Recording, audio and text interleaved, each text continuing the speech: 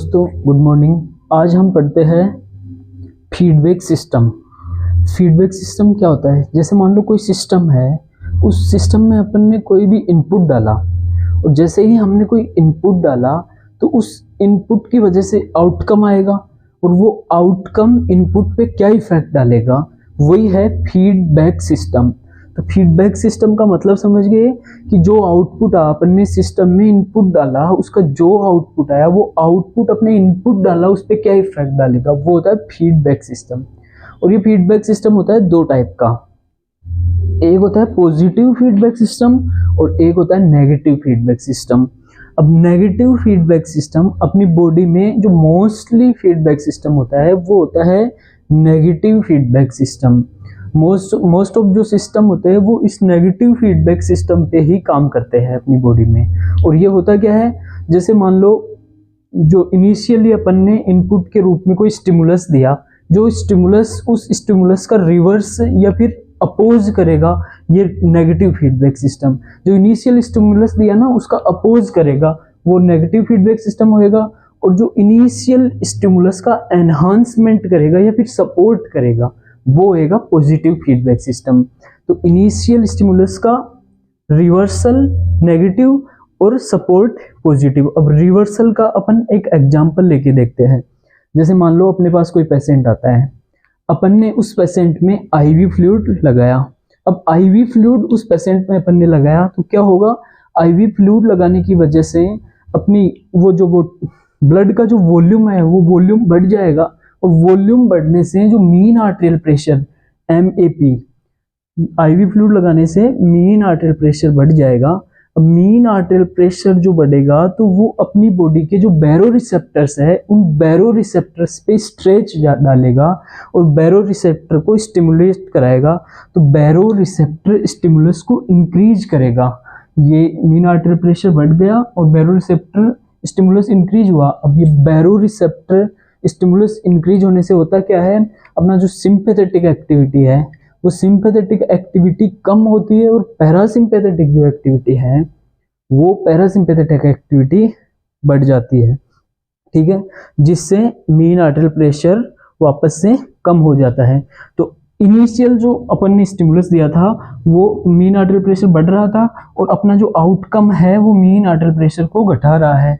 तो ये जो इनिशियल इनपुट पे आउटपुट क्या इफेक्ट डाल रहा है, मीन आर्टेरियल प्रेशर को घटा रहा है। तो ये हो गया नेगेटिव फीडबैक सिस्टम। ऐसे ही दूसरा एग्जांपल देते हैं। दूसरे एग्जांपल में है कि मान लो फ्लूइड लॉस होता है, मान लो कोई हेमरेज हो गया तो उससे क्या होगा, फ्लूइड लॉस होगा।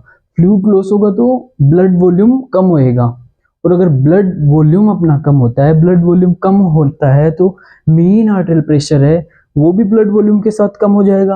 अब मीन आर्टेरियल प्रेशर बैरो रिसेप्टर पे क्या इफेक्ट डालेगा, ये मीन आर्टेरियल प्रेशर अगर कम हुआ तो बैरो रिसेप्टर जो है वो स्टिमुलस भी कम होएगा। बैरो रिसेप्टर स्टिमुलस कम होएगा तो अपनी सिंपैथेटिक एक्टिविटी बढ़ जाएगी और पैरासिम्पैथेटिक एक्टिविटी घट जाएगी, जिससे मीन आर्टेरियल प्रेशर वापस से बढ़ जाएगा। ठीक है, ये समझ में आ गई।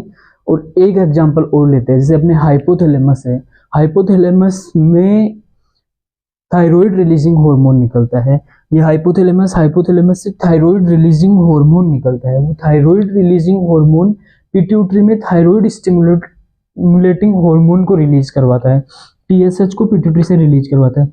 और ये TSH थायराइड ग्लैंड को स्टिमुलेट करेगा और इससे T3 और T4 थायराइड हार्मोन निकलेंगे। अब ये थायराइड हार्मोन अगर ब्लड में इसकी कंसंट्रेशन बढ़ गई ना तो ये इनको नेगेटिव फीडबैक देगा। TSH और TRH इन दोनों की सिक्रेशन को ये रोकेगा, तो ये नेगेटिव फीडबैक है।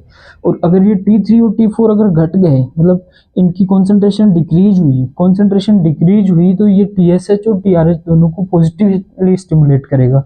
तो ये क्या हो गया, नेगेटिव फीडबैक। आउटकम जो है इनपुट का नेगेटिव कर रहा है, मतलब रिवर्सल कर रहा है, वो हो गया नेगेटिव फीडबैक सिस्टम। अब आते हैं पॉजिटिव फीडबैक सिस्टम पे।